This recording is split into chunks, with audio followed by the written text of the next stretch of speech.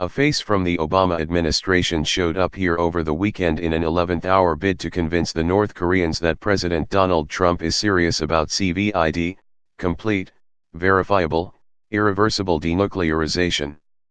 Sung Kim, summoned from his present posting as ambassador to the Philippines, seemed like an emergency replacement in a depleted lineup, the veteran negotiator who just might bring the North Koreans to terms, Trump's terms, getting rid of their nuclear weapons, the missiles that could deliver them and the programs that developed them. Then word came on Tuesday that Kim Jong, a top-ranking official and former intelligence chief of the North Korean Armed Forces, was on his way to New York. It's presumed he'll be meeting Secretary of State Mike Pompeo, and Sung Kim, it seems, has been left in the dust. Where all this leaves the nuclear negotiations is in a state of continuing confusion as diligent, careful diplomacy of the kind Sung Kim practices keeps getting one-upped by dramatic grandstanding.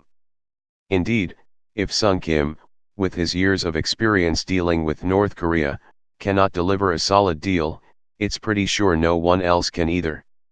That doesn't mean the summit won't happen, possibly in Singapore on June 12 as planned before Trump cancelled it last week.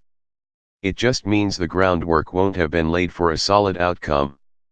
Sung Kim, appointed by President Barack Obama in 2011 for a 3-year tour as U.S. ambassador to South Korea after years as the State Department's point man on North Korea conducting fitful negotiations with the North Koreans about their nukes, found himself Sunday at the truce village of Panmunjom.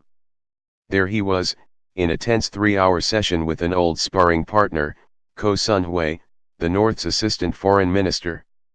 The day before, South Korea's President Moon Jae-in had met North Korean leader Kim Jong-un, also in Panmunjom, for their second summit at which, indeed they both agreed, yet again, on complete denuclearization of the Korean peninsula. The first problem with these now oft-repeated declarations is that they state a goal without saying how it will be achieved. Those are the kind of details a diplomat like Sung Kim addresses. And it's clear the follow-up between him and Ko did not go well. Monday, the American side requested another meeting between the two. No, came the response. How about Tuesday? No, was the answer yet again. While Sung Kim patiently waits in his hotel here for a yes, Kim Jong is expected to tell Pompeo that Trump must indeed go to Singapore and, in Trump's phrase, see what happens. Trump himself seemed to agree to that much when he tweeted that Kim Jong, whom he called vice chairman of North Korea, was heading now to New York. The risk is that the summit becomes an end in itself, one of those historical moments when enemies meet and declare a bright future after a complete misreading of each other. One thinks of George W. Bush looking into Vladimir Putin's soul, or Neville Chamberlain concluding after his encounter with Hitler that there'd be peace in their time. On substance, at his meetings in the States, Kim Jong is not likely to make concessions. He's such a hardliner that South Koreans widely view him as the military man behind the plot to torpedo a South Korean Navy corvette in the Yellow Sea 8 years ago with a loss of 46 sailors.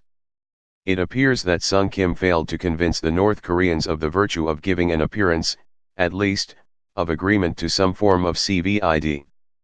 But Trump showed no concerns. "We have put a great team together for our talks with North Korea," he tweeted. "Meetings are currently taking place concerning summit, and more. The excitement among government officials here in Seoul is palpable. There were reports that Moon himself might go to Singapore as some kind of referee between Trump and Kim. Maybe he would show up after those two had done talking, in time to raise their arms in a great show of agreement at last." Chu Mi-ae, head of Moon's ruling Democratic Party, suggested Trump and Kim could pronounce an end to the Korean War, a prelude to the peace treaty that the North Koreans have been talking about for years. The fact that a senior White House official, Jo Hagan, Deputy Chief of Staff for Operations, was in Singapore with his team definitely lent credence to the widespread belief that the summit had to happen, if not exactly on June 12, as originally scheduled, then very soon thereafter. North Korea also sent a high-ranking official to Singapore for the practical talks on arrangements that the Americans said the North Koreans had failed to attend as scheduled a week ago. It was that stand-up, of course, that led Trump last Thursday to write his infamous three-paragraph note to Chairman Kim canceling the summit, that and an angry statement from denouncing Vice President Mike Pence for having dared imply that Kim Jong-un might suffer the same fate as Libyan leader Muammar Gaddafi if he refused to give up his nukes. As she indicated, Pence did not seem aware that Gaddafi had been killed by an angry mob 8 years after he did indeed given up his nuclear program almost before it began. Now Sung Kim is looking for another chance to talk again to Ko, the woman whose statement, said Trump, had shown tremendous anger and open hostility that was definitely not consistent with the desire of humankind for peace and stability in the world. Assuming Sung Kim, the son of a South Korean official, born in South Korea, raised in California and educated at the University of Pennsylvania and the London School of Economics, knows how to talk to Ko, he also undoubtedly knows what to expect. His career hit a high point 10 years ago when he crossed the demilitarized zone at Panmunjom carrying boxes filled with documents that the North Koreans made a circus act of turning over to show they were revealing just about everything they were doing at their nuclear complex at Yongbyon, 60 miles north of Pyongyang. At around the same time the North Koreans blew up a cooling tower to prove they were done testing nukes. Almost all the documents were of little or no value. The cooling tower was no longer in use anyway. North Korea, which had already conducted its first nuclear test in October 2006, went on to test 5 more, the most recent, biggest blast, probably a hydrogen bomb, last September. If Ko doesn't entertain Sung Kim for another round of talks, the reason may be that she knows he knows too much, beginning with the difference between CVID and complete denuclearization.